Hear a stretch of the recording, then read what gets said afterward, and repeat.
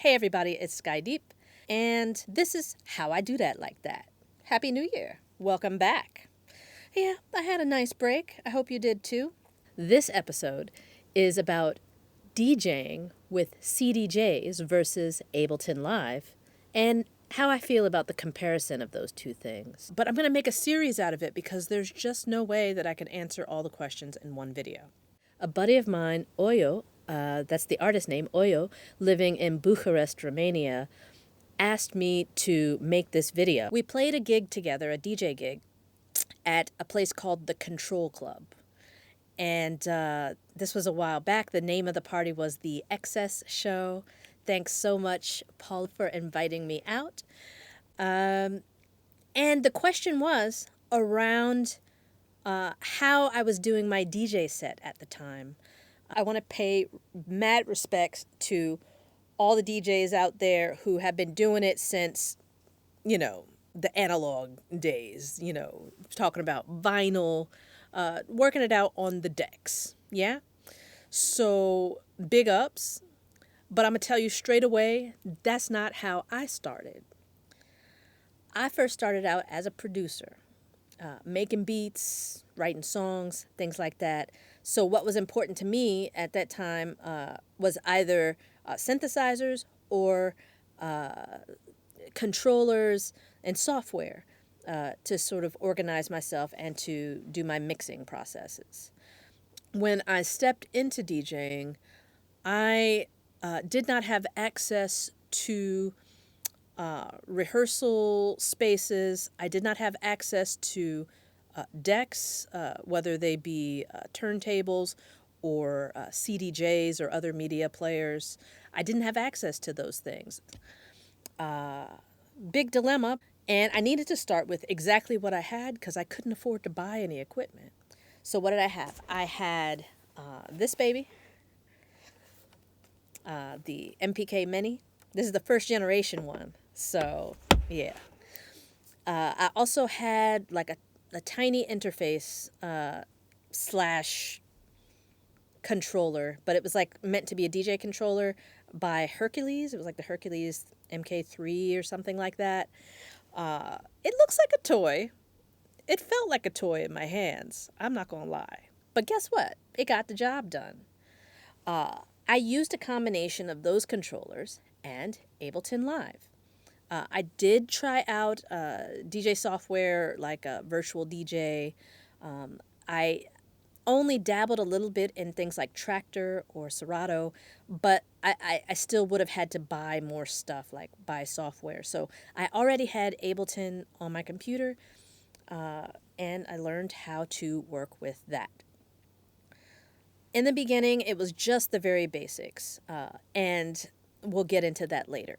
But now that I'm working with CDJs, it's very difficult to go back and forth between working with CDJs and working with Ableton. Why would I need to do that in the first place? Well, these are my top 7 things that I love about working with CDJs. Number 1, most clubs already have them, so I don't have to bring a whole bunch of stuff with me. I could either bring just a USB, or if I've made CDs, then I could bring my set of CDs that I believe I want to work with for that night. Number 2, being able to either loop on the fly or use Rekordbox to save memory loops that I can work with during my set gives me a lot of flexibility, and I get pretty excited about that because it reminds me of what it was like to work with Ableton Live. Cue points. I love the cue points. Again, I know it's a very basic feature of the CDJ, but it's really useful. And for me, I like to set it up in the software, Rekordbox software. Before I even get there, I save all my settings on a stick. And I can perform and be creative based on how I feel. Number 4, I can focus more on the music and less on programming. And there's less chance for errors. I love working actually with the mixers the hardware mixers in the club. So this could be the DJM or like some of the Allen and Heath mixers or Rain or whatever it is that you're into, what you like to use. But I like the way they feel. I like the way it works, like where everything is laid out. Also, the effects in these DJ mixers have been worked on and improved over time, very specifically for the purpose of DJing. So I just don't know if I personally can program within Ableton Live the perfect effects rack that is going to emulate a DJ mixer.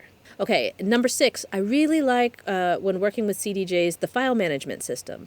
And on the actual display on the CDJ, it's pretty easy to browse and get visual feedback depending on which model you're working with. It's cool. And yeah, that's number 7, is the visual feedback that, yeah, it's easy to follow. It's made for DJs, period.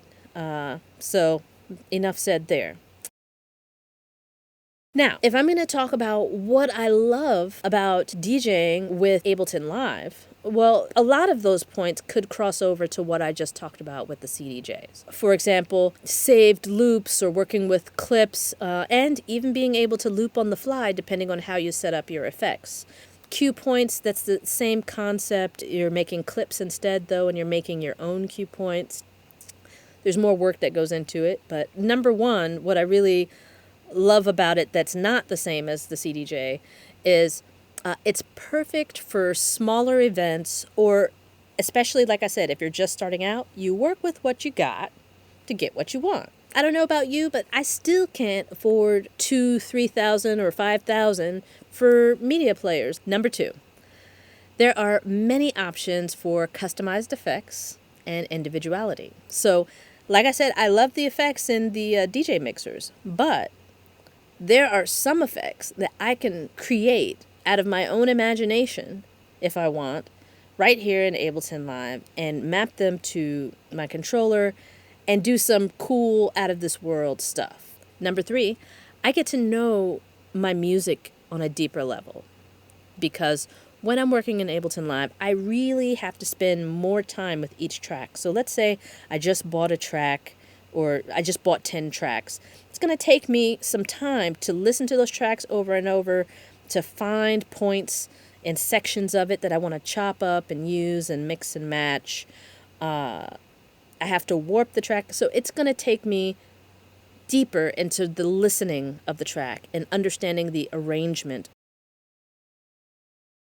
But what are some of the challenges? Well, for me, one of the biggest problems that I encountered when I was playing out this way was that sometimes my sound card would fail.